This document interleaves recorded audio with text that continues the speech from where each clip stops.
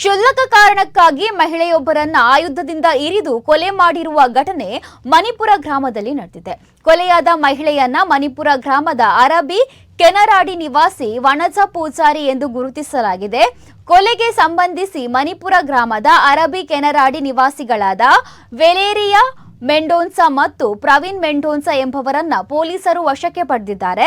ಇವರಿಬ್ಬರು ಅಣ್ಣ ತಮ್ಮಂದಿರ ಮಕ್ಕಳಾಗಿದ್ದು, ಇವರು ವನಜಾ ಪೂಜಾರಿ ಅವರೊಂದಿಗೆ ಆಗಾಗ ಮದ್ಯ ಸೇವನೆ ಮಾಡುತ್ತಿದ್ದರು. ಮಾರ್ಚ್ 9ರಂದು ಸಂಜೆ ಮದ್ಯ ಸೇವನೆ ಮಾಡುತ್ತಿರುವಾಗ ಕ್ಷುಲ್ಲಕ ಕಾರಣಕ್ಕೆ ಇವರ ಮಧ್ಯೆ ಜಗಳವಾಗಿದ್ದು, ವನಜಾ ಪೂಜಾರ್ತಿಯನ್ನ ಹರಿತವಾಗಿ ಆಯುಧದಿಂದ ಹತ್ಯೆ ಮಾಡಿರುವುದಾಗಿ ಪ್ರಾಥಮಿಕ ತನಿಖೆಯಲ್ಲಿ ತಿಳಿದು ಬಂದಿದೆ.